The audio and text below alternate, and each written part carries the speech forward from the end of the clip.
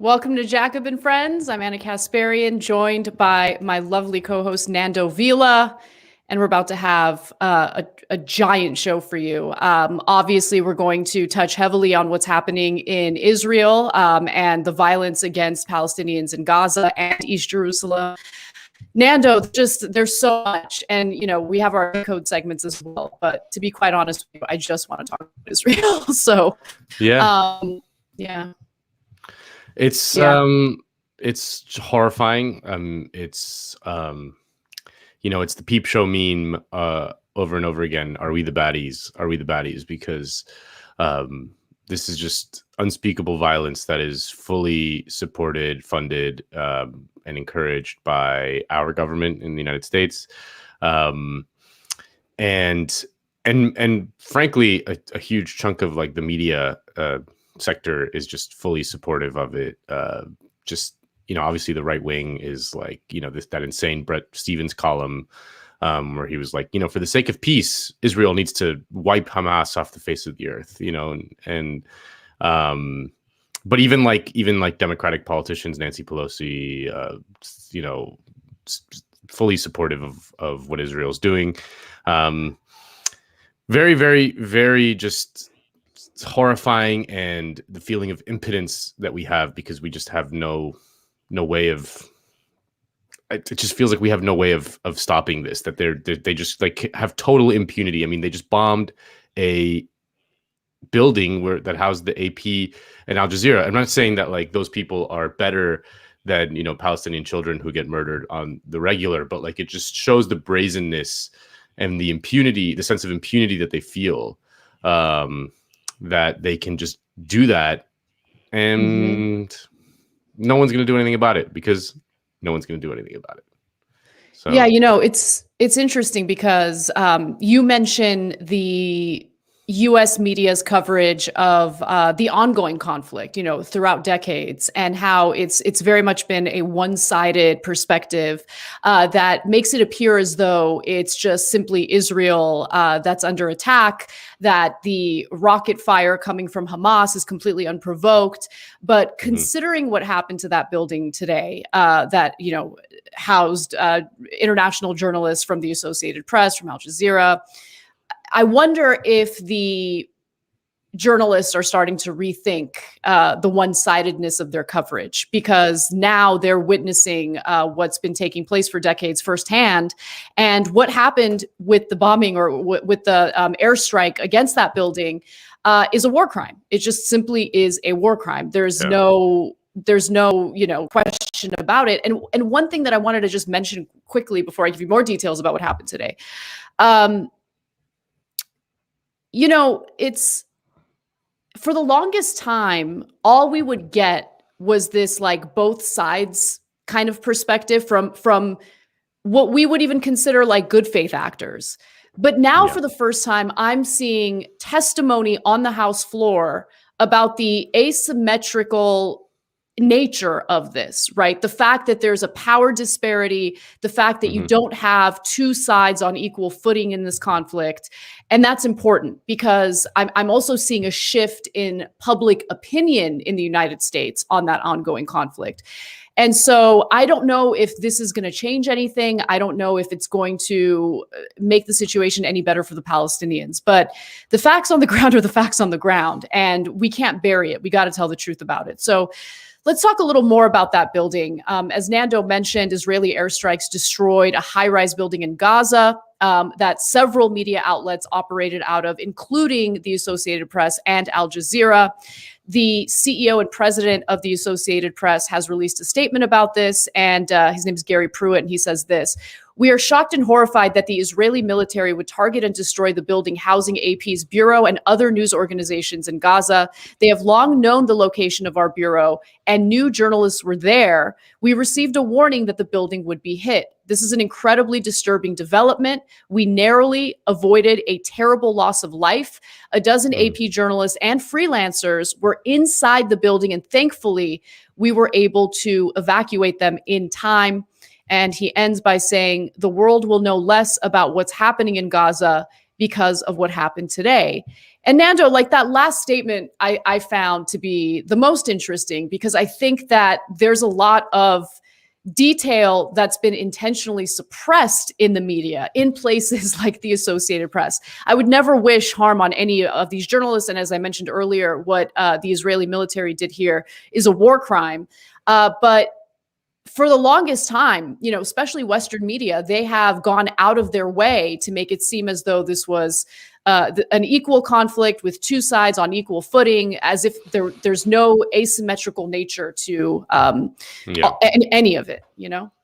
Well, the other line that you see, I mean, Jon Stewart even took this line forever, which was like, listen, man, these people, this is like a really complex issue. They've been at it for thousands of years, you know, like we're not going to solve it overnight. And, you know, it's really difficult to understand. You like, there was a tweet that went viral of some guys like, I'm a PhD in Middle Eastern studies and I'm refraining from talking about this. Maybe you should consider that as well. And it's like, it's, you know, the Michael Brooks clip that went viral again this week of him saying it's not that complicated. Yeah. You know, it's worth watching because it's really not that complicated. You know, but well, we have that clip. Yeah, let's play it. Go ahead. Yeah, let's play it, because I think that he did such a great job in just summarizing the reality of how this is not that complicated. Let's watch. So it's not a complex issue. That's the big thing. It's super simple. There's one group that has enormous power. It's the most powerful country in the Middle East. Backed by the United States. It acts on another population of people with total impunity and is never held accountable for anything.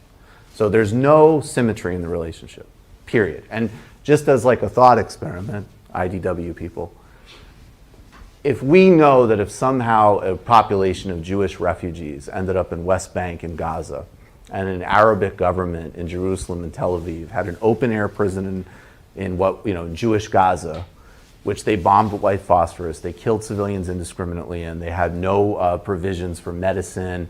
They had an embargo that blocked food, that electricity wasn't running, that there was an over 48% unemployment rate. Life expectancy and malnutrition statistics were horrifying.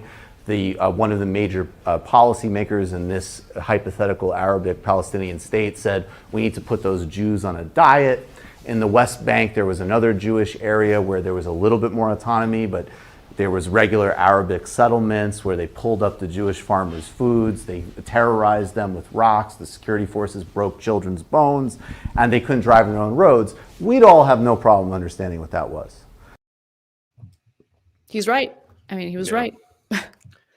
You know, it's funny because the Israeli military, the IDF, they justify the bombing of any building in Gaza, saying that there are, you know, that there's Hamas, it's like Hamas headquarters or their Hamas offices there, and like, you know, the idea that the AP and Al Jazeera would share a building with like, you know, Hamas HQ, where it like is just laughable on its face. Like I joke tweeted this morning, you know, like I'm imagining like an AP journalist meeting a Hamas militant in the lobby of the building that they both work at and be like, hey man, did you catch the you know, John Oliver last night? It was pretty crazy. You know, because like it's like obviously this, like, it's, you have to be like the most gullible, dumbest person on the planet to actually believe any of that. And you know, it makes me think that, I mean, maybe they did bomb this building precisely because it was media, precisely because they don't want to, you know, coverage of what's coming out of Gaza, especially from Al Jazeera, obviously. And I think it speaks to like my diminished expectations of this kind of thing, that I was surprised by the forcefulness of the AP's statement. Like I half expected them to be like something like, you know, obviously we defend, you know, Israel has every right to defend itself. Yeah, Israel has its right to defend itself. Yeah, of course. Yeah. But we condemn the bombing of this like specific building, you know, but everything else is fine. But yeah, I mean, it's just, I mean, what more can be said? I mean, what can really be said about this? I mean, it's just so horrifying, not just that it's happening, that it's done in our name, that the sort of dominant hegemonic line is so obviously distorted, you know, obviously distorted. And that like just the small attempts to push back against that are met with like unbelievable resistance, obviously. But it does feel like it is breaking through somewhat. Like, I don't know. I remember when the last time that there was a lot of violence in that part of the world in 2014. I mean, obviously there's ongoing violence, and every single day is a catastrophe. But in 2014, when there was a flare up, I mean, it didn't feel like now. It didn't feel like this. Oh no, the response by Americans was so different. I mean, I remember that was when, unfortunately, Dave Rubin was still working at TYT, and there was an hour-long panel on the conflict in Israel, and at that point, the Israeli military was bombing hospitals, bombing schools, and Dave Rubin, who was very defensive of what Israel was doing, was asked, even if there's evidence that Hamas is, hiding out in a school, but you have all these children there, are you really okay with the Israeli military bombing that school, knowing that innocent Palestinian children are going to die? And he was in favor of it. And then later he asked us to edit out that part because he was embarrassed by it. And he should be embarrassed by it because it's morally reprehensible. It's disgusting. And, we got to get to our decode segments. But before we do, I leave you with just a small excerpt from Bernie Sanders' op-ed in the New York Times.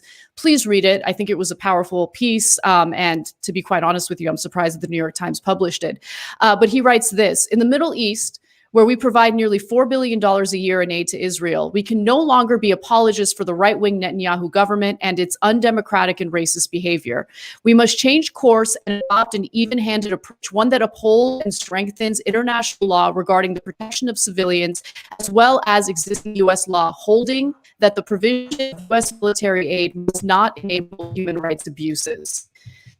And he was called a self-hating Jew by Alan Dershowitz for publishing that. But if you're concerned about how Alan Dershowitz thinks of you or thinks of anyone, I would recommend you look into Alan Dershowitz, who is very good friends with Jeffrey Epstein and tried to make the case that having sex with minors is okay in an actual published op-ed. That's who Alan Dershowitz is. It's absolute garbage. Anyway, so Nando, why don't we give Verso a quick shout out and we'll get to our segments.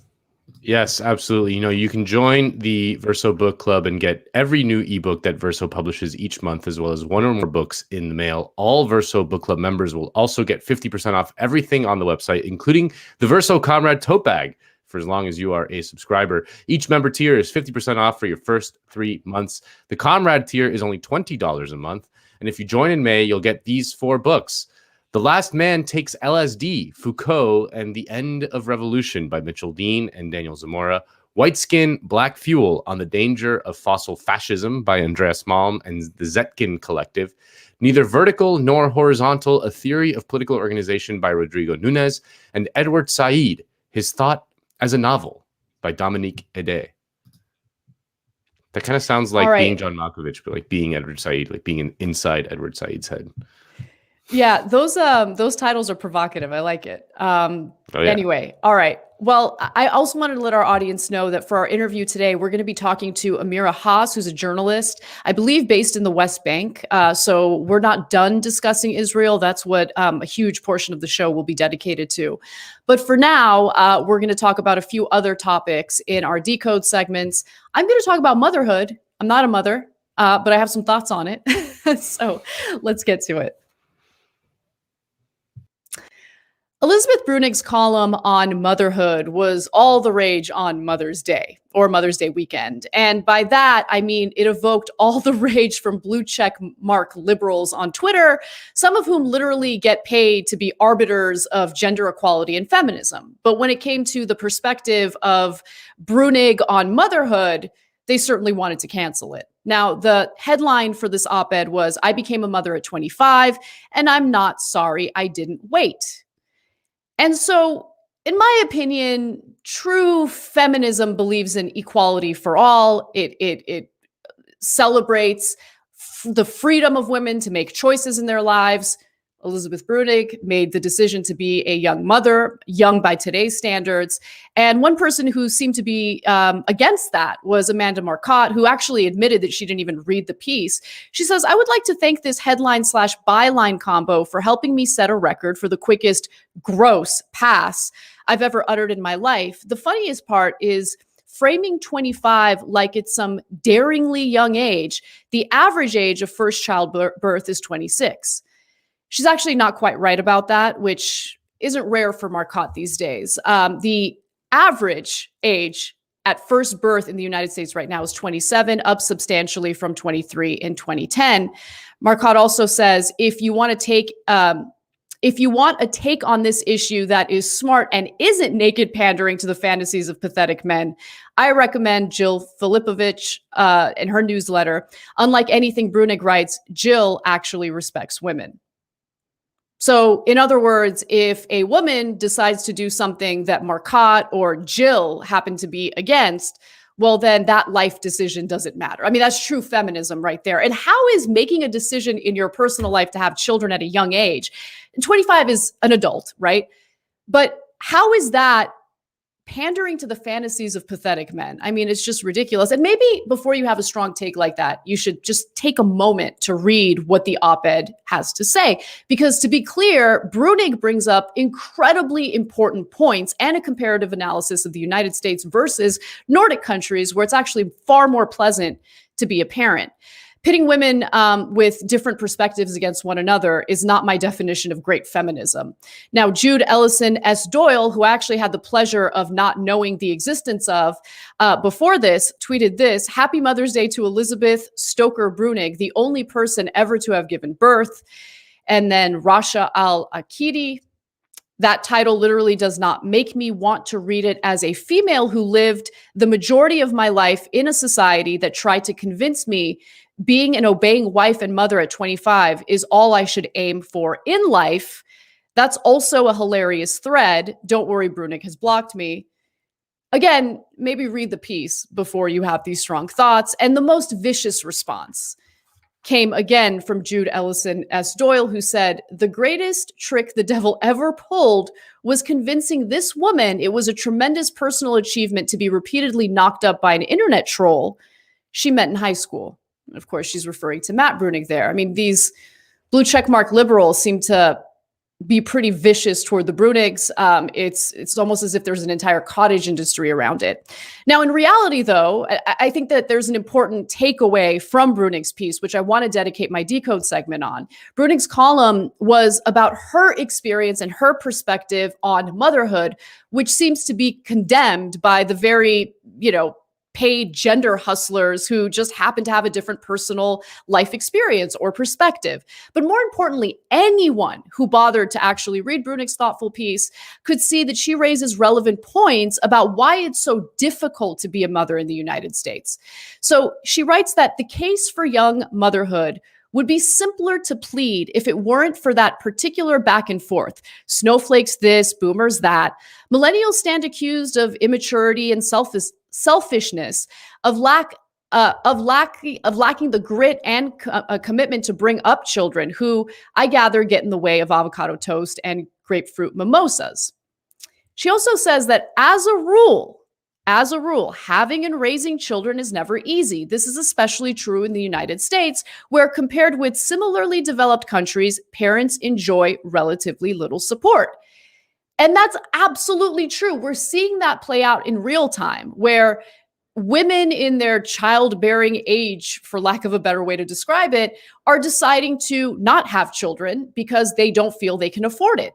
They're drowning in student loan debt. They can't afford to buy a home. They can't afford to do very simple things that their families, their parents were able to do in the generations before them. And it's also worth noting that Brunig writes that young people are hesitant to start their families because of legitimate worries about money and stability. Pretty important point to bring up. And finally, one more excerpt from Brunig. She writes, when surveyed, most young people report that they elected to put off having kids because they wanted to make money first because of the high cost of childcare and the burden of student debt. Others cite the price of housing, political instability, and fear of a changing climate. And it felt really good to read someone in the New York Times who understood me. Brunig has children. I don't have children. But to see her cite the list of worries that someone like me has felt good. It felt like finally I'm being represented in one of these op-eds when it comes to children, because lately all we've been seeing in legacy media outlets is the fact that in the United States, the birth rate has been declining since the 1960s significantly. 6 years in a row, the birth rate has declined significantly. And in 2020, thanks to the pandemic and the fact that less women are willing to have children, the population in the United States decreased. But there's never really a robust discussion or explanation as to why that's the case. And one other thing that Brunig does that I think is important is she compares the United States to Nordic countries that are far more generous in their social safety net, far more supportive of new mothers, and make it easier to raise a family if you choose to raise one. Now, Mark Lino writes that, in the USDA, that middle-income married couple parents of a child born in 2020 may expect to spend about $284,570 if projected inflation costs are factored in for food, shelter, and other necessities to raise a child through age 17. This does not, by the way, include the cost of a college education. In fact, when you do factor in the cost of a college education, the cost of raising a child is nauseating. Let's watch. $1.7 million. $1.7 million. We looked at the Town and Country archives are an amazing thing. And in 1978, we did a story called From Birth to BA, how much it costs to raise. It was a young woman that we focused on. The price tag then, 1978, was $300,000. Today, we tallied it up and it was over 1.7 million. And that includes after school classes, training or coaching to take the SAT, all these, programs that are associated with education that, are meant to get children to the highest echelons of Ivy League academia. So it's important to mention that because not every parent can afford and not every parent spends that kind of money on getting their children to elite colleges and universities. But it is incredibly expensive, as you know, because we're grappling with trillions of dollars of student loan debt right now. I believe the number is up to $1.5 trillion of outstanding student loans. But in places like Finland, you don't have that problem. Education is free. In fact, public school dominates because fairly recently, Finland decided to outlaw and ban private education, forcing wealthier families to be more invested in public education, thus funding and supporting public education far more than they did before. With that said, Brunig mentions Nordic countries, and I'm assuming she's referring to places like Finland, when she talks about how the US places nearly all of the burden of childcare costs onto families. The American model is distinct and far worse than the Nordic model, where parents spend very little money in out-of-pocket costs during maternity, childbirth, and child care. Finland happens to be one of the best places in the world to give birth, and this video will explain why. We have all kinds of benefits. We have benefits for children, benefits for illnesses, and pensions. In 2019, Finland gave out 9.3 million euros worth of maternity grants. Thanks to Kela and higher taxes, childbirth costs are totally covered for Finnish residents. New parents may expect to pay for the hospital room out of pocket, but that's usually it. When you go give birth, it's almost free. We stayed in the hospital for 3 full days. As a family, we had our own family room and we got like meals and support and help and everything. And the bill was about 300 euros in the end, for the whole. It's basically like living in a hotel. It's basically like living in a hotel. And obviously she wasn't burdened by the insane astronomical costs of just giving birth. In the United States, though, the situation is very different, and it varies depending on a number of different factors. And so let's take a look at what the average American can expect in costs when it comes to just giving birth in a hospital. I called the insurance company to get like a quote or an estimate. It was really hard to like get a number. They told me to call the hospital and just kind of went down a rabbit hole. So I didn't really have an idea, and I expected a lot more. Dr. Michelle Moniz co-authored a 2020 study about the out-of-pocket costs for childbirth in the U.S. In this study, we found that women's out-of-pocket costs for maternity care are rising over time, from approximately $3,000 at the beginning of the study period to about $4,500. It can be very difficult for patients to predict beforehand what they might be on the hook for in terms of costs. One really important finding in this study was that it's the deductibles. Deductibles are getting higher, meaning people are required to pay more out of pocket before insurance kicks in. So even though the cost of birth has plateaued, the out-of-pocket costs are on the rise. And guess what? Parents in the United States don't get much help postpartum either. So the mother gives birth in the hospital, in some cases gets slapped with astronomical hospital bills if they have a high deductible. And then as they're leaving the hospital, what do they get in support? So what do parents in the US get postpartum? A hat and a blanket. That was it, a hat and a blanket. You get advice, you get phone numbers you can call as far as lactation consultants and nurses that can help. They gave me some like baby products and maternity care products, and the nurses are pretty liberal with like giving me as much as I want to take home. I think I didn't get anything the second time because I was not at the hospital very long. The first time I recall distinctly getting the squeeze bottle and the extra mesh underwear. But in Finland, the situation is actually very different. New parents are given what's referred to as baby boxes full of supplies that are so luxurious that they'll make the swag bag at the Oscars look like a complete and utter joke. Let's watch. Today's baby box has 63 items for both the baby and parents. New parents can take the box or a 170 euro stipend. About 95% of first-time mothers choose the box. But the contents of the box are worth much more than 170 euros.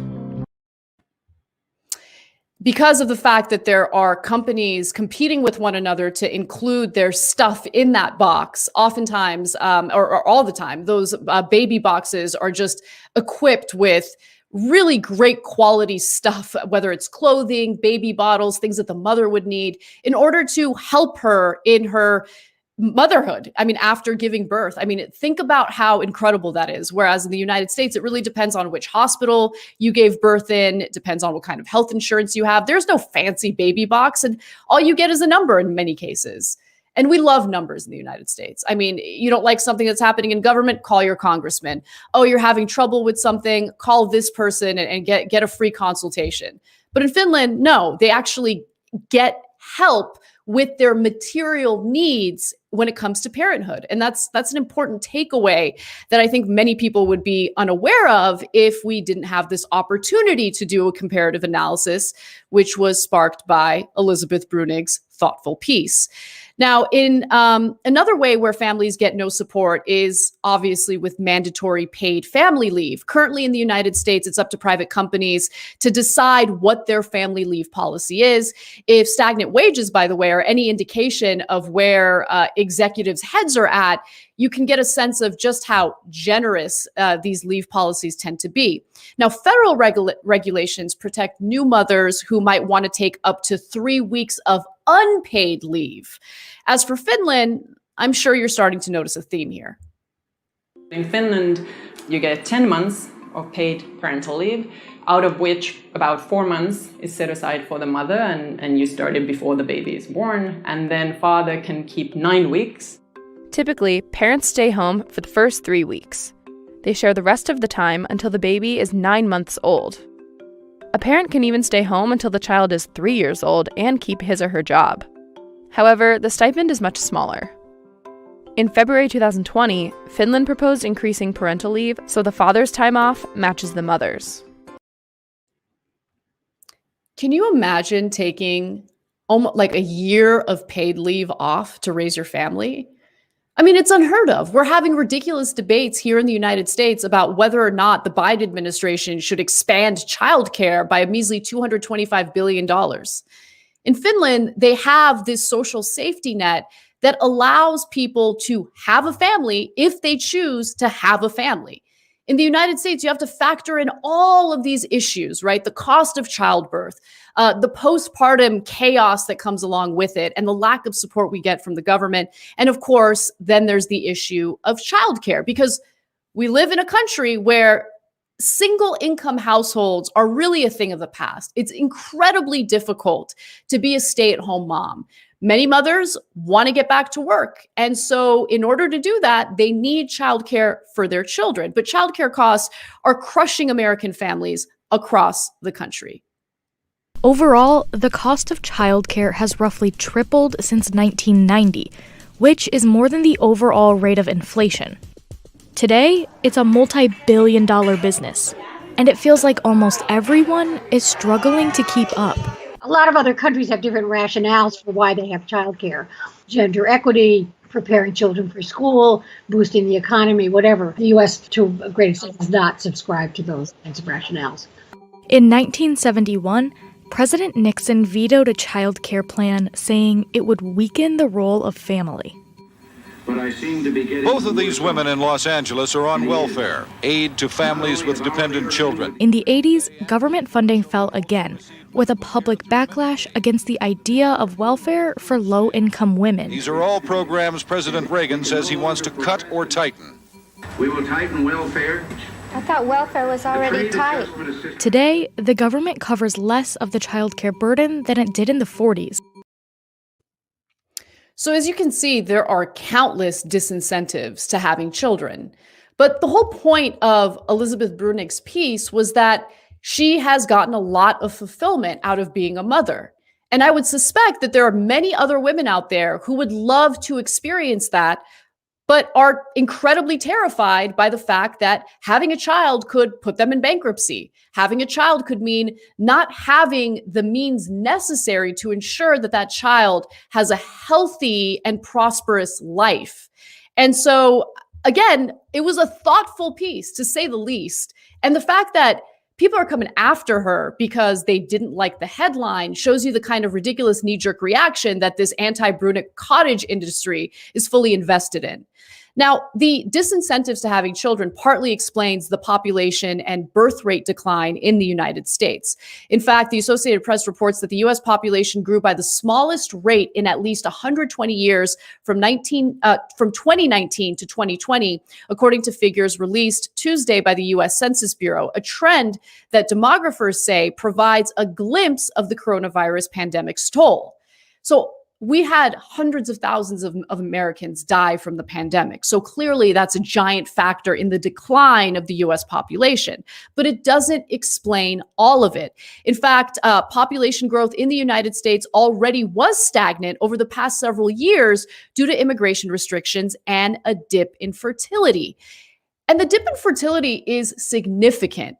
In fact, the birth rate measured as the number of babies per 1,000 women ages 15 to 44 has fallen about 19% since its peak in 2007. Just let that sink in. 2007 wasn't that long ago, but the material conditions of Americans has declined along with the birth rate. The birth rate was down 8% among teenagers compared with 2019, and by 6% among women ages 20 to 24. The rate among women in their early 20s is down by 40% since 2007. And the only group that did not see a decline in the birth rate were women in their 40s. And when you really think about it, it's because women in their 40s are more likely to experience some financial stability and have some means necessary to give birth to and raise a child in the United States. One small area of optimism does have to do with the Biden administration and his willingness to at least acknowledge the unaffordable nature of having kids. He implemented a generous 1 year, it's important to keep that in mind, 1 year tax credit as part of the coronavirus relief package and claims to want to make that tax credit permanent. But Biden is also proposing government spending to the tune of $225 billion for affordable childcare. And that's all part of his American Families Plan. President Biden's American Families Plan will ensure low and middle income families pay no more than 7% of their income on high quality childcare for children under 5 years old, saving the average family $14,800 per year on childcare expenses. The possibility of these proposals even passing is really a long shot. But even if they did pass, they come nowhere close, nowhere near the incredible social safety net provided by Nordic countries like Finland. But some wouldn't even be aware of that. We wouldn't even be having this conversation. We wouldn't be able to learn from countries that are doing things right if it weren't for people like Liz Bruenig sharing her perspective on the pages of the New York Times. Now, she's leaving the New York Times to go work over at The Atlantic, but she does fantastic work, and I feel privileged and happy that someone like her was able to share her perspective so we can have this conversation on this show. Don't let the blue checkmark liberals lead you astray. They have one goal and one goal only, and that's supporting and protecting corporate Democrats and, honestly, their role in diminishing the social safety net in this country. Nando. Yeah, I mean, I watched that sort of mini controversy unfold on Twitter just in utter bafflement. The vitriol spewed at what was a perfectly, first of all, beautifully written, but also it wasn't dogmatic in any way. It wasn't like, this is what you need to do. It was just, anyway, it was just very, very, very strange. And you know, I often think about the tragedy in this country of raising children, because the people that I talk to who do have children, for the most part, everyone says like it's given their life new meaning. It's just like the miracle of life. It's this kind of, you know, incredible thing that, you know, seeing yourself reflected back to you in a human being that you helped create. That contrasted with just the utter difficulty of raising children in this country, the lack of help that anyone has, obviously the costs, but not just the costs. Like you mentioned, it used to be where one member of the family could earn an income to support an entire family. That's impossible now. I mean, you know, women entering the workforce is obviously a good thing, but the fact that you need two people in the household to be earning an income just to scrape by means that who's going to take care of the kids? Like it doesn't. Right. It shouldn't be that it shouldn't be gendered. It shouldn't be like that women have to stay at home and raise the kids. But there should be the option of one of the two parents, be it the father or the mother, to stay home and watch the kids. Like that should be an option available to people. But it's just not. It's not for the vast majority of people, and that just makes things incredibly difficult. And it's funny because like. My decode this week also draws heavily upon a Bruenig family member. This one, Matt, but it does talk about a similar aspect in terms of the labor shortage. What he points out is that the disappointing jobs number was driven mostly by women dropping out of the workforce in order to go back and raise kids. It's not the generous unemployment benefits; it's the lack of childcare assistance.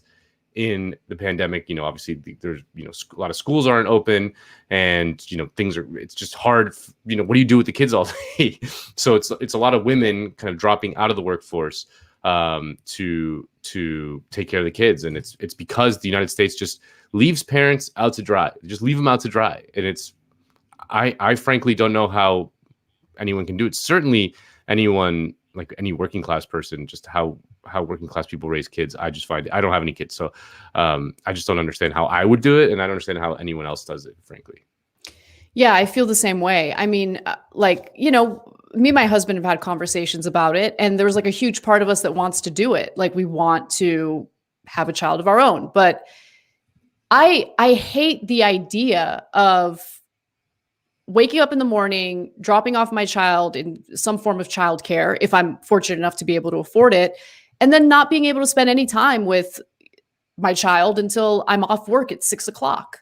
Like having children that have to be raised by other people because of how this economy is set up. It's just, it's really difficult. But I'm really excited to hear your analysis and Brunick's thoughts on the economy and why these companies are having so much difficulty getting workers to go back to work. So take it away, Nando. All right. Well, with the vaccine rolling out in the United States, businesses are slowly reopening and expanding capacity, and consumption as a result is booming as everything slowly gets back to normal. But there was a jobs report this month, and the top line numbers were a little disappointing to most analysts, and this has led to a flurry of media discussing the so-called labor shortage. All right, we're back now with another blow to businesses due to the pandemic. Restaurants are now dealing with staffing shortages right as they were hoping to start recovering some of their big losses. ABC's Deirdre Bolton has been looking into it. This morning, some restaurant owners say their customers are back, and it's like turning on a light switch. We have more business than we can handle. It sounds like a humble brag, but it's a business problem. As life returns to normal, not all workers are returning to their old jobs. My entire career, I've never seen it this difficult to find people to work in the restaurants. Oh no! Well, what is causing this? Well, we can turn to an incredible YouTube channel that I found, which is basically just a guy who runs a landscaping business talking about all things related to the landscaping business. He interviewed a fellow landscaping business owner about the crisis. What's up, dog? We got the young hustler. He's back. He's not 15 anymore. Now he's 36. How old are you? 19. He's 19 now. He's crushing it. Look at his nice truck. He called me out. You got a lawn care and landscape business, but those trees behind us, you need a quote for those. So anyways, I was just talking to him about the employee issue. And what were you saying, bro, this year, 2021? So our lowest paid guy right now is mid-16s making per hour. And there's just no one that wants to work anymore, I guess, right? I mean, we're staying optimistic on the whole situation. But this whole unemployment thing right now, it's really not helping us at all, because I have guys that bust their ass and work 50 hours a week that are still making less than someone sitting at home that are capable to work. And a big thing with it is, we have some really good guys, and we try to come to them and hey, we'll give you an incentive to get some more employees over here.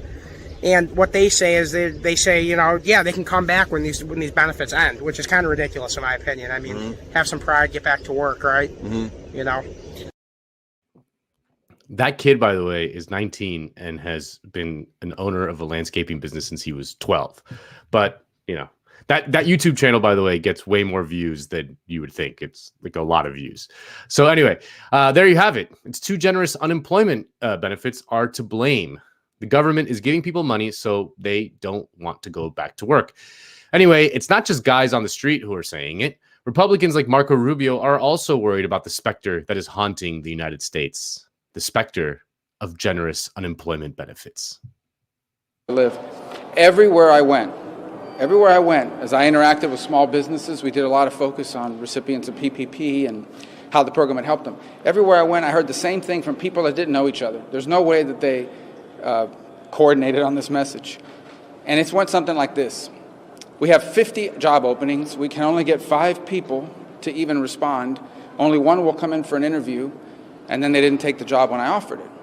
Over and over and over again, hearing that from small businesses in various sectors. So not just restaurants and hotels and hospitality, but various other sectors as well, including one manufacturer. And when I asked, well, why is it? Why are people telling you that they're not going to do it? And the answer that people gave them was, look, I'm receiving unemployment benefits. It pays maybe not as much as I was making working, but pretty close. When those run out, I'm going to go back to work. That's what we're being told by small businesses. It's not what I'm saying. I'm not having a press conference here with you today to tell you that's what I believe. It's what I'm being told. So I'm here to tell you what small businesses are telling me, and I believe are telling everyone that's here. And that is that enhanced unemployment benefits are creating an incentive for people not to return to work until they expire. It's not because people are lazy, right? Accusing anyone of being lazy. It's because people are logical. Because it's logic that if you're going to make close to what, or as much, or in some cases more than what you do when you're at work, you'll go back to work when that expires. We have a labor crisis in this country.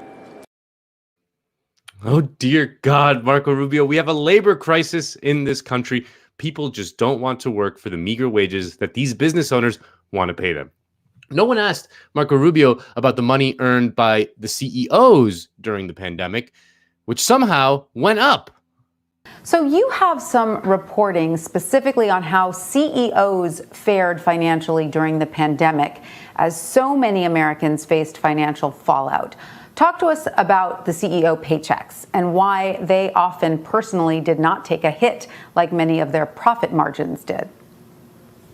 Yes, CEO paychecks generally went up last year, even in industries like cruise lines and hotels and restaurants that were hurt the worst by the coronavirus pandemic.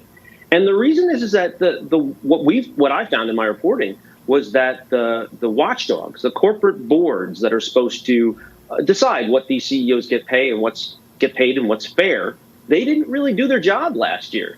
They made excuses. We had found the instance of Yum Brands saying that, well, it was unfair for their CEO's paycheck to go down just because of the pandemic. Well, there was a lot that was unfair about the pandemic. That's what critics told us. And the workers didn't cause the pandemic either, and yet many of them lost their jobs. Yeah, in fact, a report put out by the Institute for Policy Studies this week showed that not only did CEO pays rise dramatically during the pandemic, often companies rigged their own rules in order to pay their CEOs more while at the same time paying their employees less.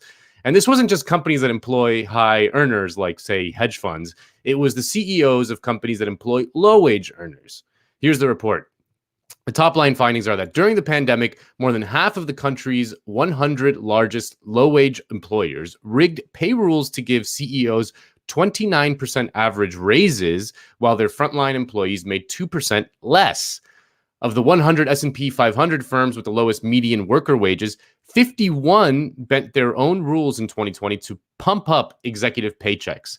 Common manipulations included lowering performance bars to help executives meet bonus targets, awarding special retention bonuses, excluding poor second quarter results from evaluations, and replacing performance-based pay with time-based awards. CEO compensation averaged $15.3 million, up 29% from 2019. Hilton CEO Christopher Nassetta pocketed the largest rigged pay package. Adjustments to his stock awards inflated the hotelier's total compensation to $55.9 million, 1,953 times as much as the company's median worker pay of $28,608. And after a year of inactivity, and with demand skyrocketing as vaccines roll out and people go out and consume, companies are sitting on a ton of cash.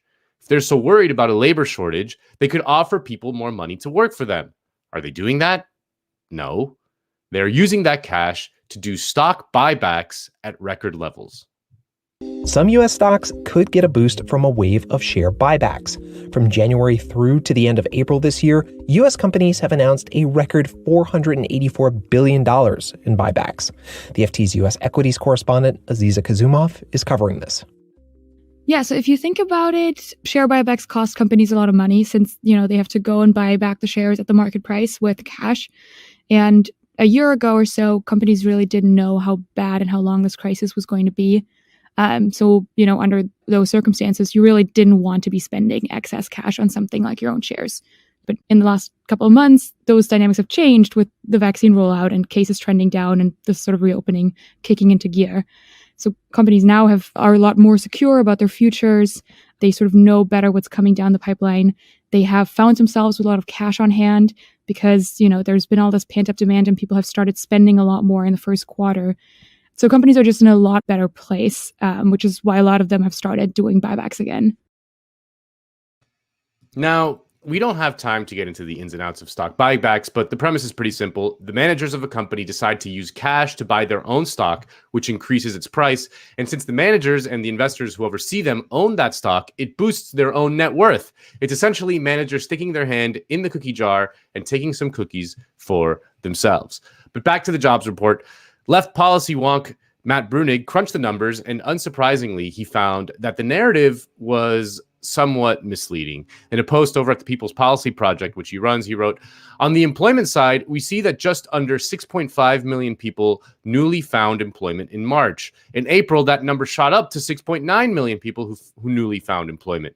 More job seekers are finding jobs than before, which is at odds with the idea that people who are out of work have become especially reluctant to come into work due to unemployment benefits or similar." This increase in new employment was, however, completely overwhelmed by the number of people who went from employed to unemployed and people who went from employed to not in the labor force, or NILF. The number of people moving into NILF status grew by an especially large amount. Importantly, NILFs are ineligible for unemployment benefits. And so this figure is also at odds with the idea that unemployment benefits are a major driver of recent labor market dynamics. Without access to CPS microdata, it's hard to say what is going on with the NILFs with much certainty. So generally, NILFs are people who are disabled, retired, in school, or taking care of children. It is hard to see how disability and school would have ticked up, which leaves taking care of children and retirement as the likely culprits for these labor market exits. And when he broke down the data, he found that the huge increase in NILFs, or people who dropped out of the labor force entirely, meaning they weren't seeking jobs, was almost entirely driven by women. The number of people moving from employment to unemployment was pretty much the same for both months for both genders. The main thing that stands out is the number of women moving out of employment and into NILF status increased by a large amount, from 1.8 million to over 2.5 million, while that same number actually decreased for men, from 2 million to 1.8 million. Insofar as dropping out of work to take care of kids is more typical of women than men, these figures suggest that taking care of kids is the primary reason why NILF status increased last month and the primary reason why net employment growth declined last month. So maybe we don't need to cut unemployment insurance. If we want workers to get back to work, we need to expand childcare assistance. But still, the media narrative has focused on unemployment as the culprit. Talk to anyone who's in the South Florida restaurant business, and the conversation goes right to the issue of the difficulty hiring workers, cooks, waiters, you name it. It's bad enough that businesses are limiting their capacity, reducing their operating hours, closing on days they're usually open because there's not enough staff to meet the needs of our guests. Bottom line, many of the longtime restaurant workers can, in the short term, make more money living off unemployment and other state and federal subsidies during the pandemic. It's desperate, Hank. We are competing with the federal unemployment. Some of our workers tell us they're making more money staying at home than returning to work. The issue is not confined to South Florida. It is a nationwide dilemma for restaurant owners. In wide open Texas, they went to construction site or some other jobs which pay more. Same story in the Midwest. Indiana, for example, they can't find restaurant workers. Hiring to secure new employees has been atrocious. There is a lot of individuals that are seeing some great benefits from unemployment, both state and then also for the first time ever, which we've seen in the last year, federal unemployment. So what to do here in Florida? What's the Florida Restaurant and Lodging Association advocating? We asked Senator Scott and Senator Rosen to please note that the unemployment benefits need to be monitored. We need folks to come back to work. Yeah. Now, again, Matt Brunig crunched the numbers. He writes, quote, "It is worth remembering that not all people who are out of work are even on unemployment benefits. As indicated in the graph above, in late April, there were 3.8 million people on unemployment benefits. In that same month, there were 151.1 million people employed, which was equal to an employment rate of 57.9%. Prior to the recession, the employment rate peaked at 61.1%. If that rate was obtained last month, the total number of employed people would have been 8.4 million people, higher at 159.5 million people. If we take this 8.4 million figure as the number of missing workers, we see that less than half of the missing workers are even on unemployment. But let's just say that it is true, that there may be some truth to the claim that the generous unemployment benefits doled out by both presidents, Trump and Biden, coupled with the one-time stimulus checks, have caused some people to reconsider whether they want to go back to a shitty restaurant job that pays below minimum wage because of tips, only to get abused by the twin tyrannies of spoiled customers and awful bosses. Now, would that be so bad? You see, the idea of a labor shortage is on the whole a good thing. It is very bad for business owners, but it is very good for workers. A labor shortage is what happens when you have something called full employment. In short, full employment is when the demand for labor is equal to the supply of labor. At that point, employers are forced to fight with each other to compete with workers because there is no pool of unemployed workers to pull from. So when employers compete, wages and benefits and all kinds of worker goodies rise.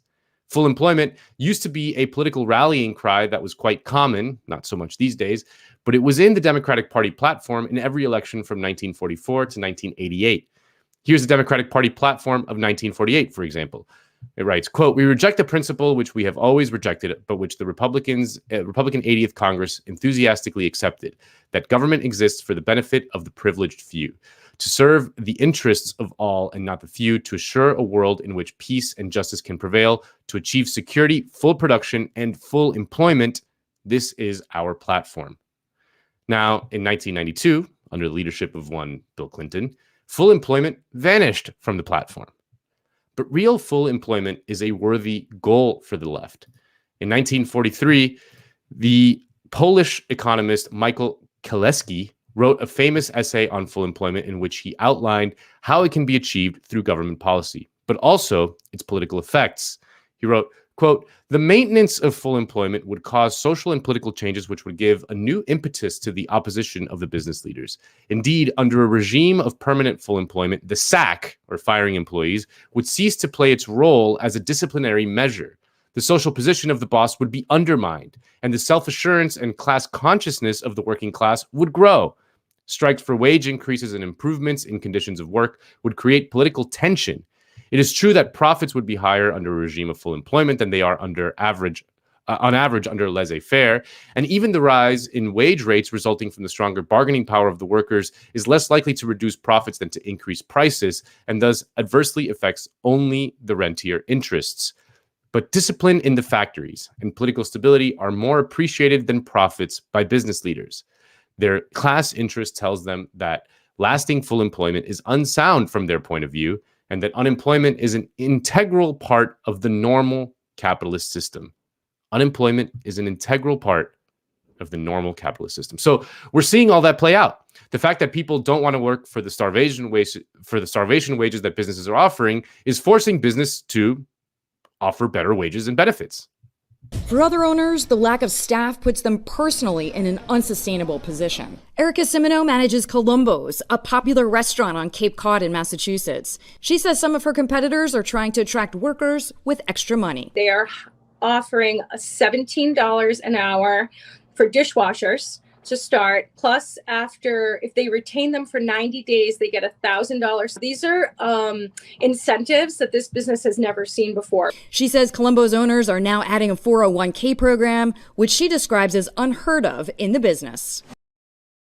A 401k program for dishwashers? Heavens, no.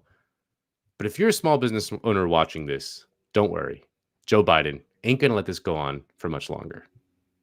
We're going to make it clear that anyone collecting unemployment who is offered a suitable job must take the job or lose their unemployment benefits. There are a few COVID-19 related exceptions, so that people aren't forced to choose between their basic safety and a paycheck. But otherwise, that's the law. Now that is just pure 1990s style anti-welfare talk right there. Now, a worker who is unemployed and a worker who is on an unemployment and chooses not to go back to a shitty job is not a bad thing. It is a good thing. But our system is wired in such a way that it needs to impoverish people in order to compel them to work in terrible jobs.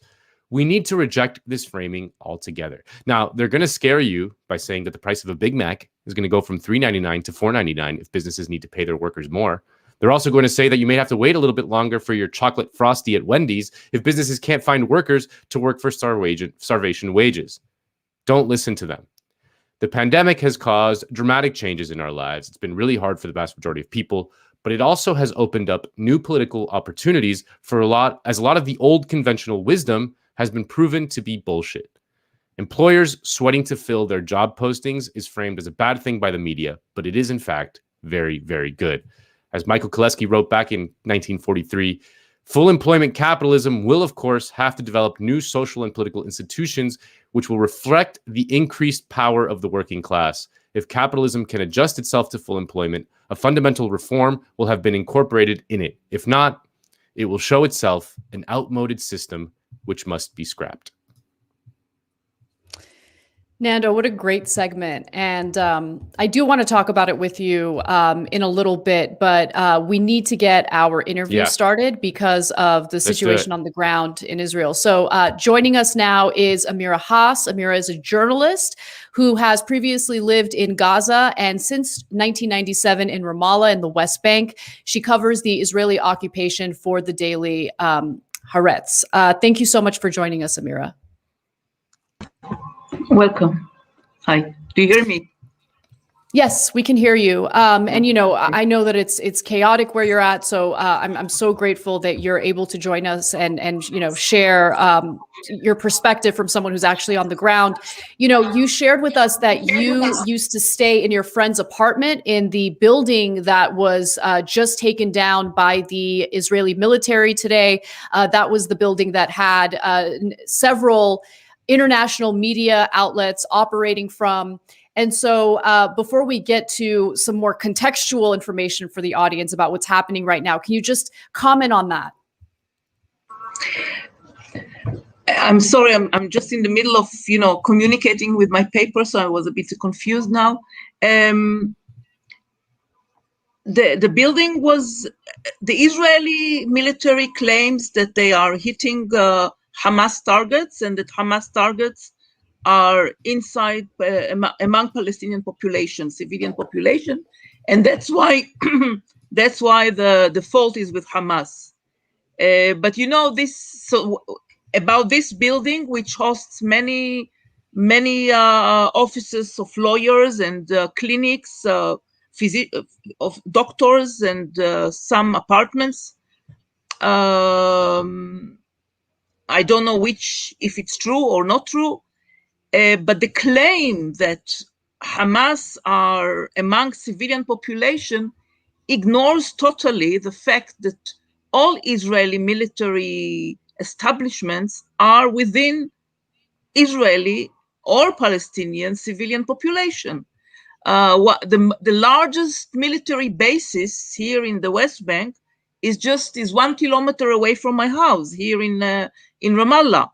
You have secret apartments of the Israeli Shabak, Israeli civil secret services, which are placed in normal Israeli residential buildings.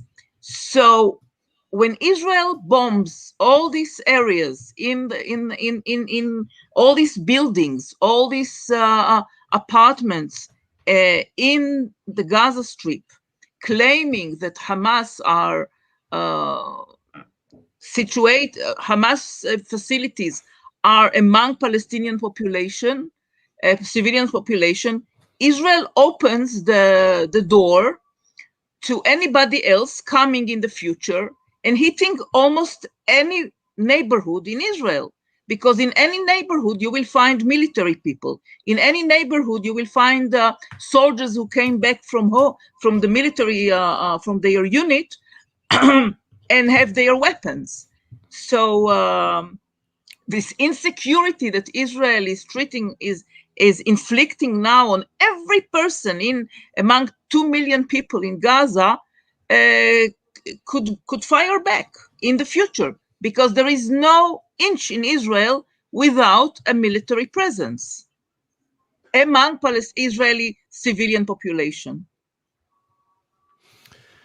Many of the people here in the United States have been obviously horrified by the images that they've been witnessing on the news. The buildings being bombed. The little girl today saying, "I'm only 10. I'm only 10. Like, this isn't fair." What needs to happen for this kind of aggression and violence to end?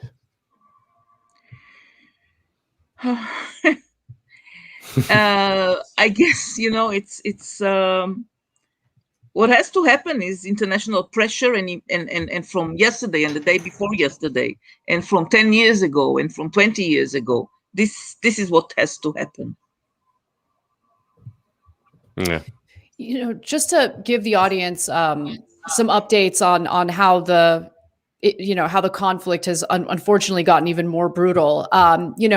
Oftentimes the way that it's presented to a US audience is as if both sides are on equal footing. You know, you hear a lot about how Israel has the right to defend itself, as if, you know, the rockets and the more recent conflict was started by the Palestinians or started by Hamas, when the fact of the matter is actually very much the opposite, right? So the current conflict that's taking place today, can you give the audience some contextual information about how we got here? Because simply saying Israel has the right to defend itself makes it appear as though Hamas was the agitator here, the aggressor here, but the facts on the ground are very different from that narrative.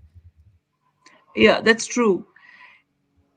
Indeed, if we start to roll back, we would never know where to stop unless we reach 1948 or or the beginning of the 20th century. But of course, we don't want to go that far. But let's start with the month of Ramadan, the Muslim fast month of fasting that started a month ago, more than 4 weeks ago. And almost since the beginning, and this is a month where it's a strange month that combines piety and introspection with fasting, and then with the breaking of the fast, some family gatherings and even festivities, and a feeling of togetherness and some relaxation from the woes of this world. So from the start of this month, the Israeli police decided to close the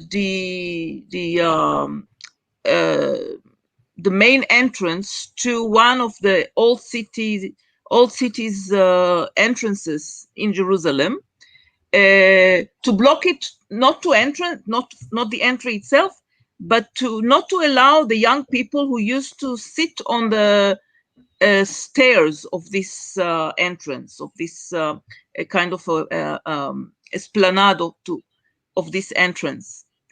A very petty thing, you would say. But this really annoyed the youngsters, this youth, which started to protest, and then clashes evolved with the Israeli police. A lot of brutality that completely shut down the life in the middle of the Palestinian city of Jerusalem. And at the same time, the fate of a nearby Palestinian neighborhood was nearing some kind of a decisive moment. This is the neighborhood of Sheikh Jarrah, where Israel is trying to evict, or has already evicted, several families from there, claiming that the land is Jewish land from the 19th century. And that's why the Palestinian tenants of this neighborhood, who own houses that were built for them in 1956, they have to leave their houses. And Israeli judges ruled in favor of the Jewish companies that claim that they own the land. Now, even if they do, the land, even if they do own the land, the people have been living there for 65 years, and the people are refugees from 1948. They own land and houses inside Israel, but they are not allowed to go back to their own houses and land.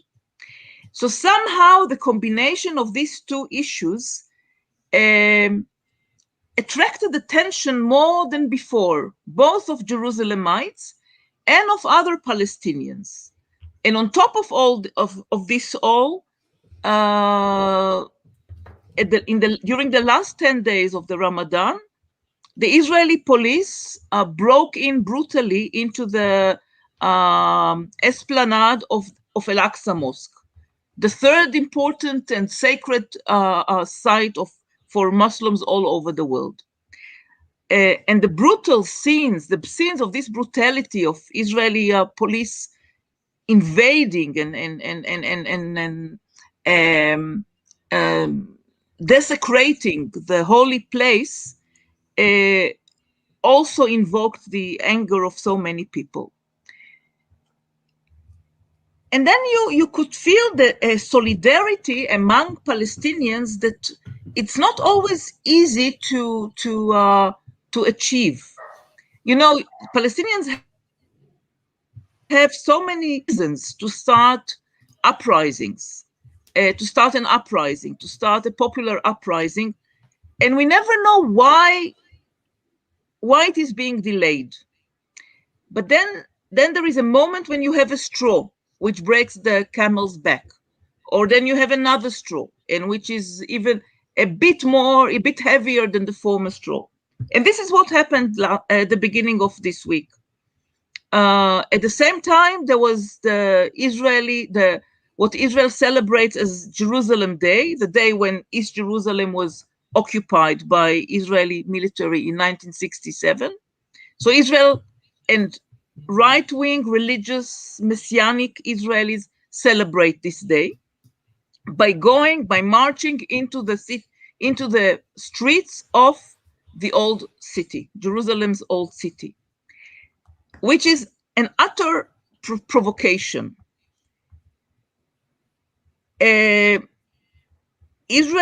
seems that Israeli intelligence recommended that the day of Jerusalem, of the occupation of Jerusalem, would not be celebrated, but the political echelons didn't listen to the Israeli intelligence.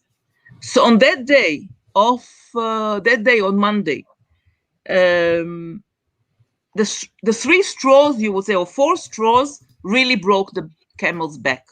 The Sheikh Jarrah, Jerusalem, Al-Aqsa, and actually three straws. So all these three straws broke the camel's back. And Hamas indeed wanted to say, we are here, we care for Jerusalem. And they launched an attack, the first attack, towards Jerusalem, an attack of missiles. So we could say all kinds of things about military attacks, and I'm not a fan of them. But it was a way of Hamas to say, hey, don't disconnect us. We are not disconnected from what happens in Jerusalem, both to its city, its residents, and to the holy place for Islam, Al-Aqsa. And that's how this round of a conflict started. I want to ask about the reaction to the latest round of violence in Israel itself among Israeli Jews. I mean, I know that there's been a lot of political instability in Israel as of late. Like, I think there's been 4 parliamentary elections in the last year, but at the same time, so Netanyahu is kind of like struggling to maintain power, but at the same time, his main political rival Benny Gantz seems to be fully supportive of all this as well. What is the reaction like inside of Israel?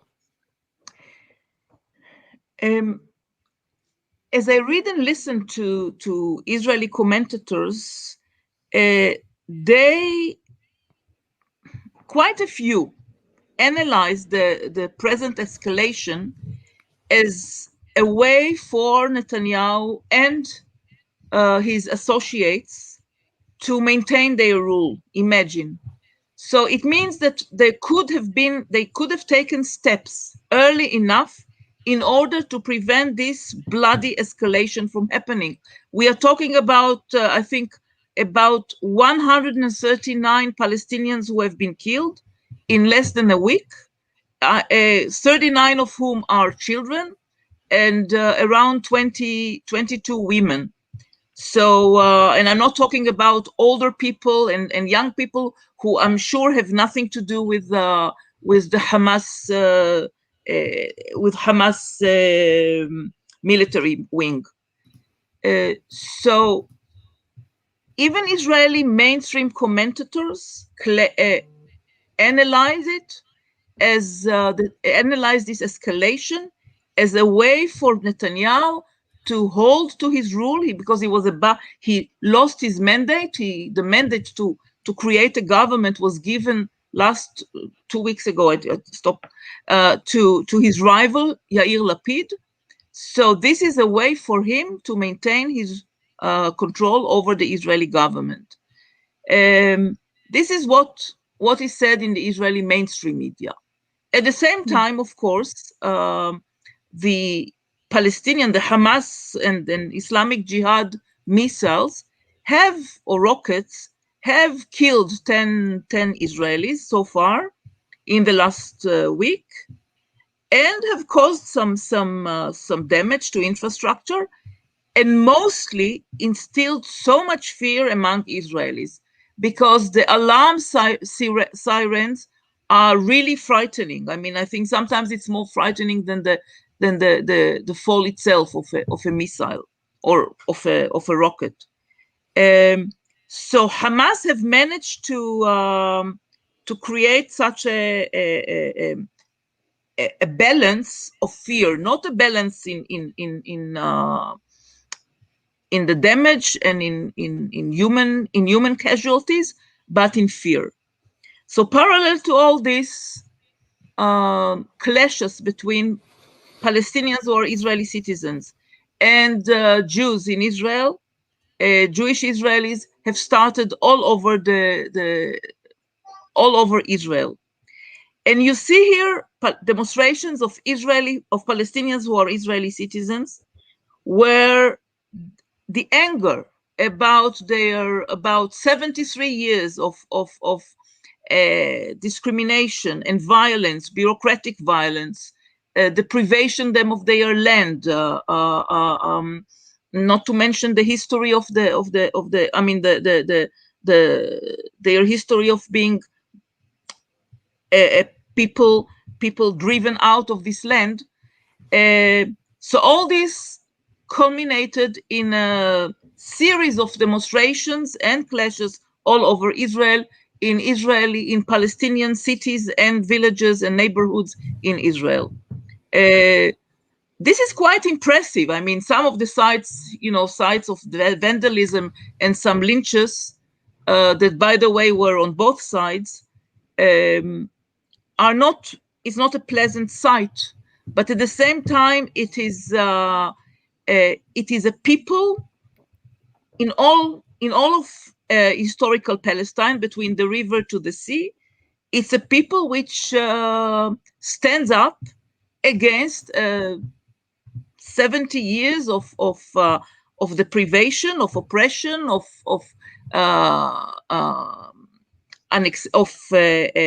settler colonialism. And this is very impressive. You know, you mentioned the sirens and how Israeli citizens legitimately feel fear. And I'm curious if the Israeli people are aware of the multiple attempts to engage in a ceasefire. So the Associated Press reports that Israel turned down an Egyptian proposal for a one-year truce that Hamas rulers had accepted. An Egyptian official said Friday, on condition of anonymity, to discuss the negotiation. So Benjamin Netanyahu has turned down calls for a ceasefire. And I'm curious if that information actually gets to the Israeli people, who seem to be terrified about, what's happening right now. It does get to them. It does reach the Israeli. I mean, I've seen several such reports in Hebrew.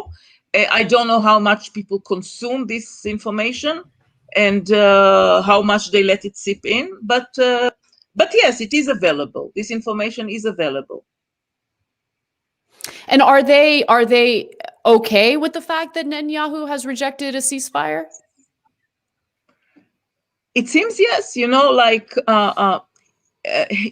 Military attacks have the tendency to evoke more nationalistic internal solidarity and standing behind your government. It's true not only about Israelis. I think it's true about other places as well, and especially because they feel that they still can inflict much more harm and damage and casualties to the Palestinian side. And the atmosphere of revenge among Israelis, and many Israelis, I think, very strong. I mean, people to talk now about that the solution can only be political, and we have to address the history in its entirety and not entirety, and not just the last 10 days or last 1 month, is a very difficult request to propose to the average Israeli today. And what are some of those potential political solutions? I mean, with the increased settlements in the last several years, a two-state solution seems, impossible. A one-state solution seems intolerable for Israelis. What are some of the potential political solutions? I didn't go as far as talking about this kind of solution, but any solution is a phase in life, and no solution is final. Excuse me for this combination of two words. So no, I didn't think about going that far. But the Israeli, I saw that you wrote as the headline for this interview that we are going to talk about Israeli apartheid. And I thought that a more accurate description would be talking about Israeli settler colonialism. Because apartheid is actually the kind of a phase within, or a kind of a final or almost final phase of settler colonialism, both here and in other places, of course.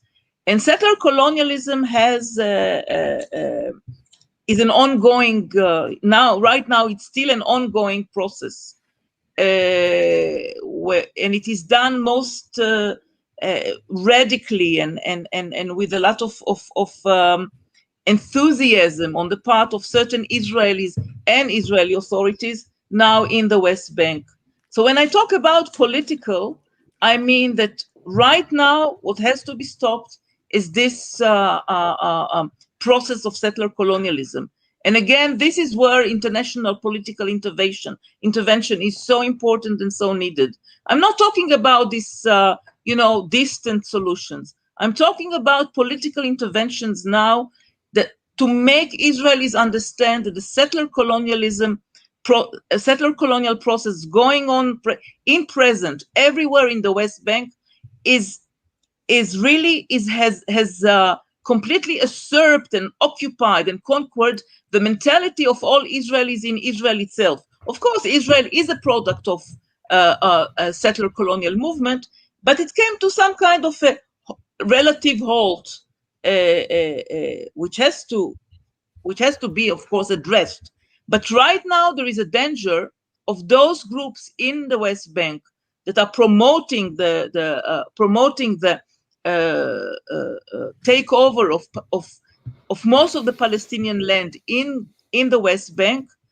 They don't only want this; they want to repeat the Nakba. They want to repeat the expulsion of 1948, and they are advocating for the expulsion of Palestinians from this country. So a political solution now would be indeed to see this issue, and to understand the danger that they pose, and that in a way Hamas, with its militarization, tells us that there are forces here in both in this country and in the region who will not allow Israel to continue the settler colonial process the way too many Israeli Jews are engaged in. One final question for you. You mentioned the importance of political pressure as at least a short-term solution. And so, my mind started racing with the possibilities, and really there are few. In the United States, we have the Biden administration, which didn't even acknowledge what was done to the Palestinian, citizens in Sheikh Jarrah. But he did mention repeatedly that Israel has the right to defend itself. I think about the International Criminal Court, which is, of course, considering, prosecuting the government of Israel for war crimes. Israel doesn't even recognize the legitimacy of the ICC. So I know it's difficult because I can't really think of any possible political solutions in the short term. Is there anything that comes to mind for you? Look, I was watching this afternoon the Al Jazeera channel, the live streaming, and they brought footage and films from different capitals in the world where thousands of people were demonstrating against Israeli aggression. I hope that this, it always happens when Gaza is being attacked. And it's not enough because after this military violence, when it ends, the military violence, which is so clear, remains what I call the institutionalized and bureaucratic violence that characterizes Israel rule over the Palestinians. So one would hope that those thousands of demonstrators understand the connection between the military violence and the bureaucratic and institutionalized violence. In each such demonstration, there are more people there is more pressure exerted on those capitals. Right now, look, I don't like to prophesize or to give advice. I think it's for activists to work out together. But I think from what I read also about the reactions in the United States, I think that more people are understand the danger that Israel poses in its current policy. Danger not only to Palestinians, but to to the security and the safety of this region, and even beyond this region. And all we have to do is to continue the political messages and political recruitment and political consciousness raising. It's not up to me to say how, but I can give the information and the analysis of what is happening. But it's up for you, I think, and for activists to listen to it, to think of more ways to reach out and to show that the danger is to an entire, the danger is of making this place into a site of religious war. Not a political war, not a political conflict, not a conflict that was in New Zealand between and Australia and others between the conquerors, white conquerors, and indigenous people, but a religious war. And we all know that this can be much more. This can be really fatal to the safety of the world. Amira Hass, thank you so much for taking the time to speak with us today. We truly appreciate it, and please stay safe. Thank you. I'm safe, yeah. Okay. All right. Yeah, it was. I was just reminded of something when she mentioned to Free Palestine from the river to the sea, that Mark Lamont Hill was fired from CNN in 2018 for saying that exact phrase. It was, he was accused of using an anti-Semitic trope or whatever. And it's just, I think that I get the sense that the situation is slightly different now than even back then. Yeah, it's just, it is, like the political solutions that she talks about seem so bleak. In that, yep. Yeah, maybe there is a way to do, to stop the current violence, at least the worst aspects of it. But the ongoing settler colonial project is one that seems almost impossible to stop without given the current world order. It's just, yeah. Yeah, what's happening to the Palestinians and also the international reaction to it, which overwhelmingly and historically we've experienced this, has been more supportive of the Israeli side, reminds me a lot of what happened to Armenians in Nagorno-Karabakh, where we're talking about this tiny little country, Armenia, with obviously not on the same footing as Azerbaijan, which is supported by the way, Israel was selling weapons to them. You have, in some cases, yes, Russia was also selling weapons to them. They have all this might. Turkey, of course, backs them.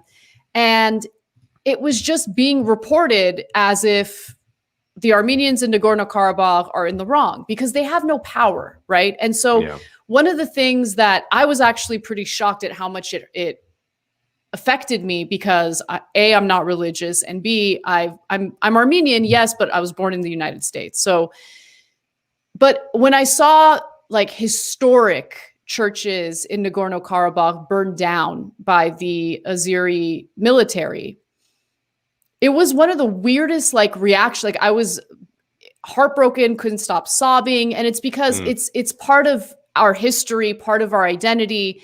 And then fast forward to what we've been seeing this week, the Al-Aqsa Mosque on fire. I don't know if you saw the video, but it was on fire, and you see the Israelis celebrating, they're singing, they're dancing, they're having a great time, while a portion of the mosque, this is the third holiest site for, Palestinians, just celebrating. And it brought back memories of what I felt like when I saw those historic churches in Nagorno-Karabakh burnt down.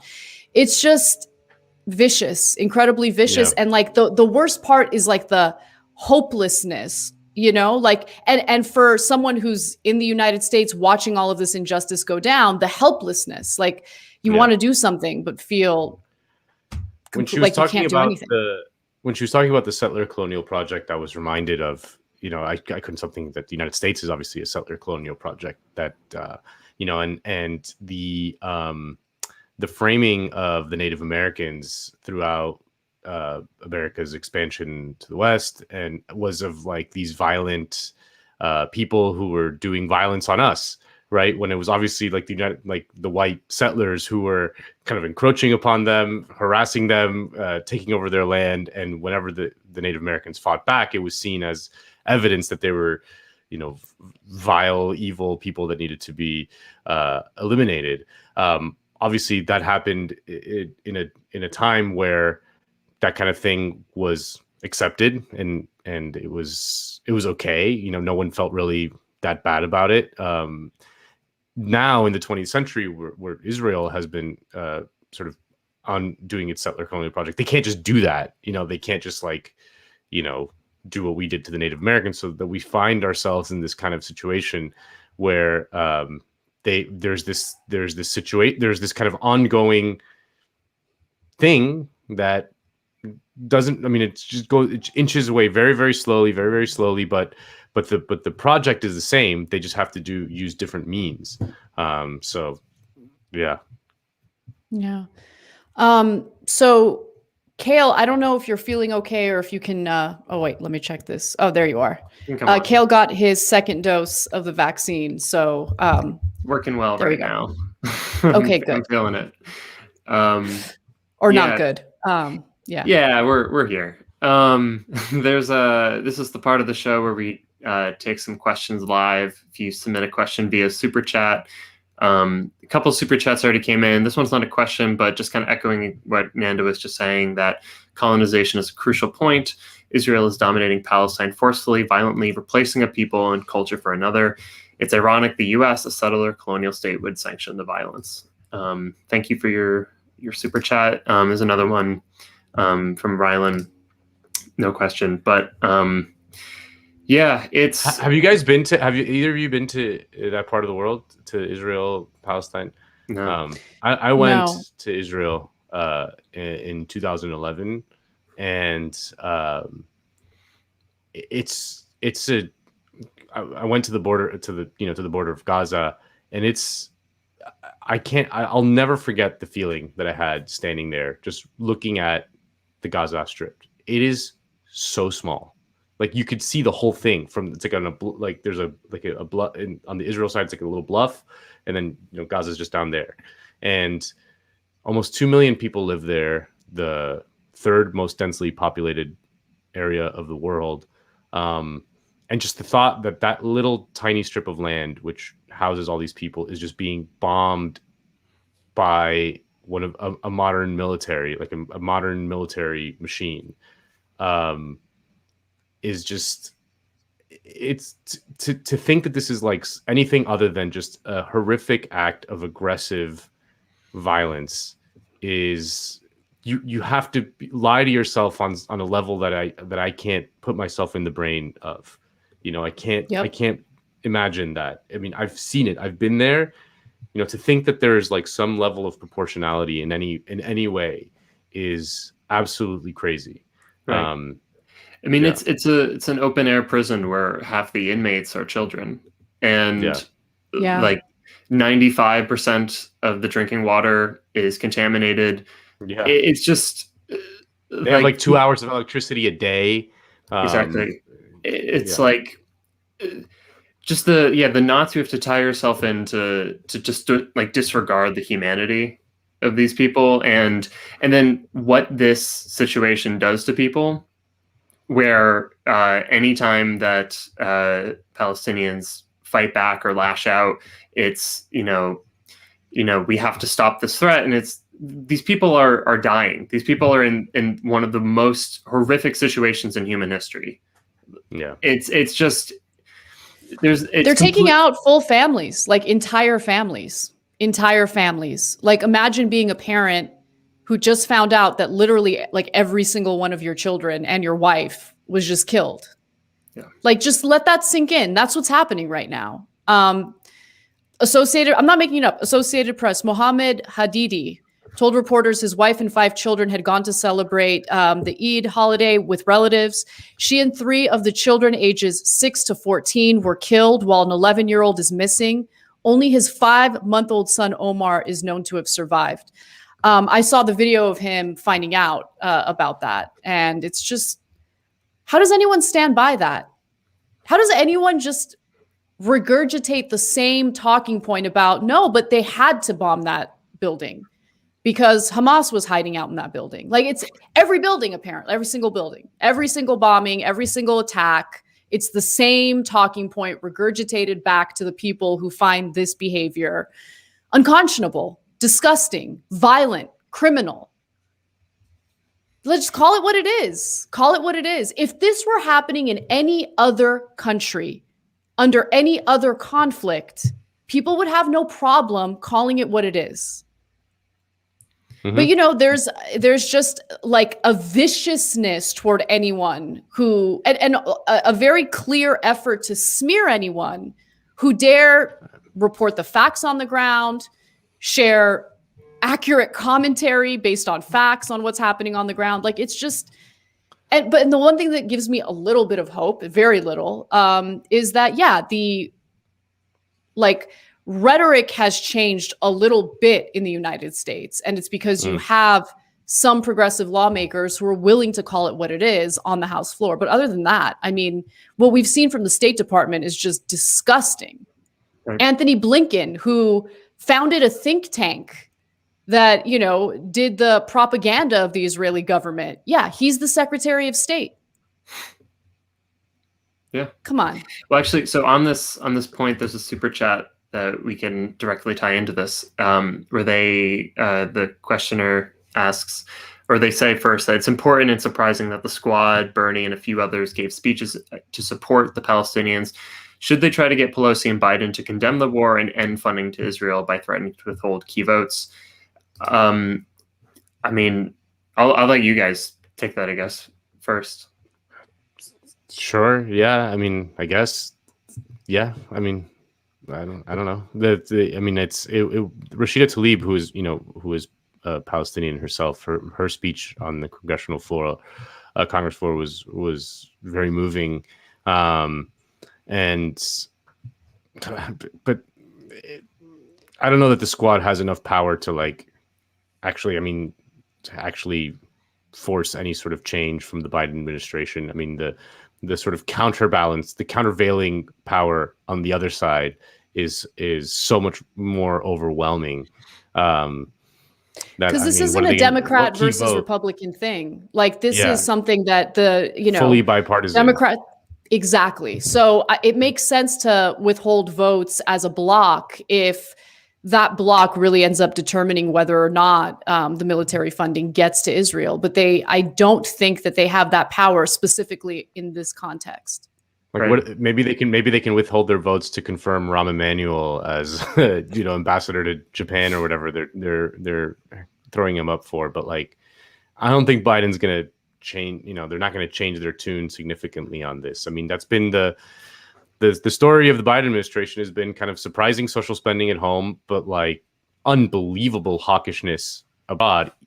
Somewhat even surprising to me, because I remember the reporting from within the Obama administration at the time, which the Obama administration was comparatively dovish. I mean, I'm not saying that they were like doves and anything. I'm just saying comparatively to other Democratic administrations, that Biden was considered one of the doves within the administration. Like Hillary was a hawk, and Biden was kind of the other person on his ear trying to talk him out of it. But he's been just horrifying on every level of foreign policy. Like, I mean, it's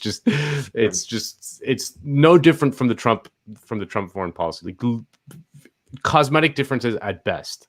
Yep, 100%. I think to just say a couple things on the question as well. I mean, my sense with a lot of this, as far as like what the left can do, either the left in government or the left outside of government. I mean, I think foreign policy is always tricky because there are so many crises going on that are facing working people, and foreign policy is very rarely at the top of their list. It's like when we actually get information on this, it's almost always wages and healthcare, which is why I think that's where a lot of the left should be prioritizing its time. But when it comes to something like this, I think this is where the left should make the case as forcefully as possible to say, look at these horrific atrocities that are happening around the world and understand that the US government is spending billions of dollars to participate in this, to, in some cases, lead in these efforts. And so it really just has to be a guns or butter issue to say, like, you want to talk about like government waste and government spending that goes towards like horrific causes. Here's like this is not a defense issue. This is just a massive frontal assault. And this, in some ways, like there's no better example than a situation like right now to say, we don't have universal health care in the United States. Actually, the Israelis do. So they end up getting because we subsidize their military. But I mean, there is a credible argument to be made that like the march towards social democracy in the United States was halted by the Vietnam War. From the 1930s to the 1960s. The United States was kind of doing all kinds of domestic reforms to, build up a bigger welfare state, and that just kind of stopped in its tracks because of Vietnam. I mean, when you think about the military spending that we do for Israel, I mean, what do they do with that money? Like, where do you think they buy weapons from? I mean, there's a whole industry in the United States that has literally a vested interest. Yeah, it's a transfer of money from U.S. taxpayers to defense contractors and military weapons manufacturers. Like it's all connected. I mean, everything that we experience on the ground here in the United States is tied in some way to our foreign policy. I mean, the militarized policing is as militarized as it is because we have a massive inventory of weaponry in our military, which gets, sent off to local police departments across the country. I think Americans have been for a very long time conditioned to not care about foreign policy or not care about what's happening abroad, even if we're not involved in it, right? Like if you travel to any other country and you just talk to the locals there, they seem to have a pretty clear understanding about what's happening within the United States politically, right? But most Americans don't know what's happening in other countries. And there's a good reason for that. Ignorance is bliss. Make sure Americans don't know about what the United States is doing abroad, how much of our resources are spent, not on spreading democracy. I mean, that's the facade. That's the nonsense that gets sold to Americans. But in reality, how our business interests play a role in us brutalizing and dehumanizing people across the globe. Not just that, but like that the American imperial project, what it does is when it destabilizes regions, whether it's the Middle East or Central America, creates social crises in those areas that create a giant refugee crisis. And where do the refugees go? Well, they go to the rich countries, and which kind of creates a social crisis in the rich countries as well, because they have a hard time assimilating all these people. We've seen the effects of the refugee crisis from Syria on the politics of Europe, which has just thrown it dramatically to the right, and the effects of the social crisis in Central America created by the United States, and how it blows back towards mass migration into the United States from that part of the world. So it's all obviously like all this stuff is not like just some theoretical thing that is happening in a far off land. It has direct effects, even like it is even in our self-interest. I mean, I know that there is some debate amongst kind of like left-wing foreign policy thinkers whether like the American empire was a net benefit to the average American or a net cost, because obviously there are benefits to empire, cheaper natural resources, but whatever, all that stuff. But I mean, I find it that, I mean, that it seems pretty clear to me that overall, this kind of thing is not in our interest. That especially the experience of something like the British, which maintained an empire for a long time, and then once it unwound its empire after World War II, built up a welfare, got the NHS. I don't know that you would got the NHS with the British Empire. So I'd probably rather be born as a regular schlub in Britain in 1979 than 1910, or whatever, when it was like at the height of its powers. So I don't know. I mean, I'll just weigh in very bluntly and say that I think empire, both in the US and wherever you have had kind of modern empire, it's been disastrous for the domestic working classes. And it's for a number of reasons, but part of it is just that it means that capitalists in those domestic countries are now operating at a global level when the working classes are stuck in their regional situations. And so now they're indirectly competing with one another. And capitalists, they're gonna move their operations wherever it needs to be in order for them to make a profit. And wherever they get workers is not a big concern to them. It's just that they get the cheapest cost. And so it makes it more difficult for workers to organize collectively when, within a given sector, say the leading capitalist in that sector has their operations in a different country. It's difficult then to link up those workers, even within one sector, let alone like working class broadly. This is where the analysis that some people make about that the capitalist class wants open borders, and that if you support some sort of, I mean, I'm not saying like open borders is safe, but if you support kind of looser immigration restrictions, you're just doing the bidding of the capitalist class. That is exactly backwards. I'm sure there are capitalists who would like more flows of workers, but the reality is that in the eras of globalization, neoliberalism, borders have hardened, not gotten softer, because of what you just said, that it's in their interest at the end of the day that capital be globalized, whereas workers be localized. That makes perfect sense. That's how they could do the race to the bottom. That's how they could, that's how they could force workers to compete with each other. If there were looser worker flows, and it was easier for workers to move around, then it would increase their bargaining power. I mean, it's still very difficult, and there are certain, obviously like cultural and, people like to just stick to their roots and be at home and things like that. But if it were easier for workers to move around, it'd be harder for capitalists to pit them against each other. It is the exact opposite, that of what that kind of line of thinking is. I mean, I think that's pretty obvious. Yeah. I mean, I will add one more little thing to this discussion, because, something that even at the time was underreported, when the 2003 Iraq war kicked off, we had some of the largest anti-war protests in human history all at once, both in the US and around the world. And I remember them well, Kale. You were 12.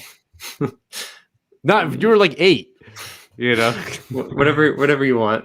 But like it's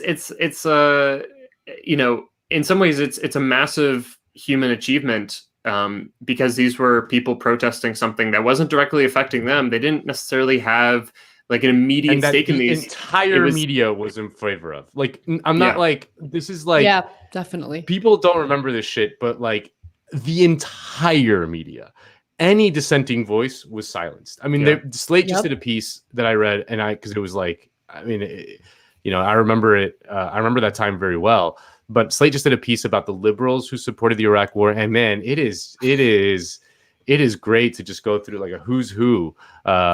Bill Keller, the editor of the New York Times, at one point, editor-in-chief of the New York Times at one point, before he became editor-in-chief, was part of something, called the "I Can't Believe I'm a Hawk" club. To support the war. The entire media, like. I remember when Phil Donahue. Yes, that's what I was going to bring up. Phil Donahue. Yeah, he was gone. He fired. This guy Phil Donahue was like a big time television host, daytime talk show host for a while. Like big successful, been on TV forever. All of a sudden gone, poof, magically disappeared. And all of these people who supported the war have been rewarded handsomely, from Jeffrey Goldberg, who now edits The Atlantic, who wrote a cover story saying that Saddam Hussein had ties to Al-Qaeda and was linked to 9/11. I mean, it should be just absolutely disqualifying for any journalistic career. Look at Brian Williams. Brian Williams is another example, right? To like where he might get a little slap on the wrist when he's caught literally lying to his audience about his involvement in things. But he gets his job back, right? Like he's now big host because he loves those big, beautiful bombs. Yeah. God. I mean, they are pretty I am alluring. reminded of Leonard Cohen. I am awed by the beauty of our weapons as we bomb children in the most defenseless areas on the planet. Honestly, folks, this is beautiful sight to see. Reporting live on NBC News. Here I am, Brian Williams. It's pretty good. It's a good Williams. Yeah. Anyway, I guess my ultimately, I think the point of bringing up the protests in 2003 is just that I think it does actually illustrate the fact that people can truly be in the masses. They can truly be altruistic, and they can be compassionate for something like just a horrific, unnecessary, and brutal, violent, oppressive, like just domination of a people that are completely outmatched. So in this case, this was the American invasion of Iraq under false pretenses. And now, of course, I mean, I really do think that, things are changing, and maybe not as quickly, certainly not as quickly as they need to be, but the left should take opportunities like what's going on right now to make the humanitarian case,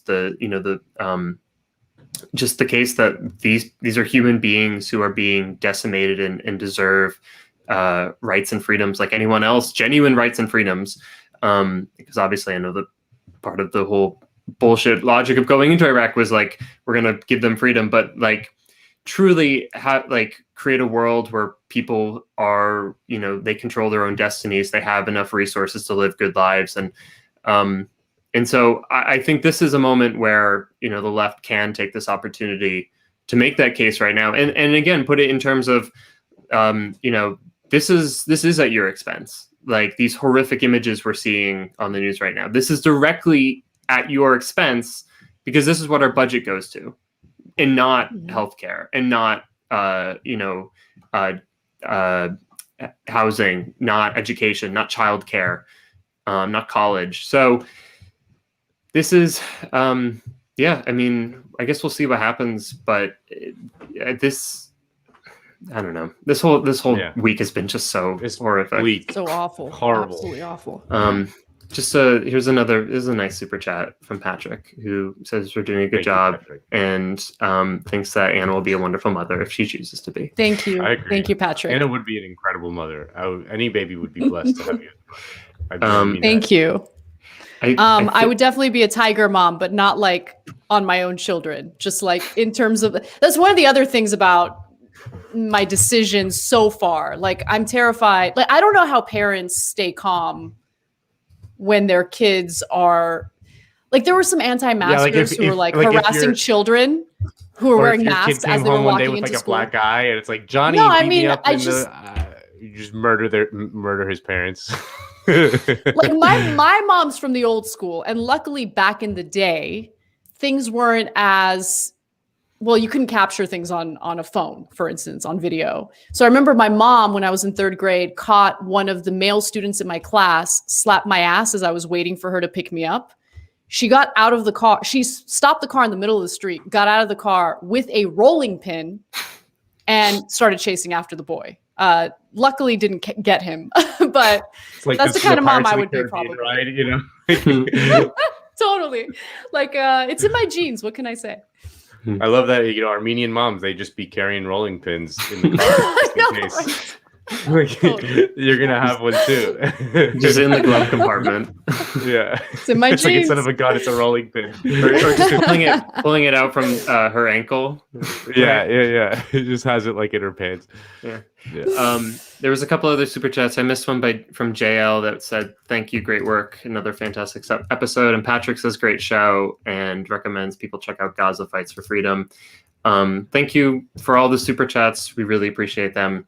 And I need to lay down or something. Go rest. Get out of here, destroyed. Yeah.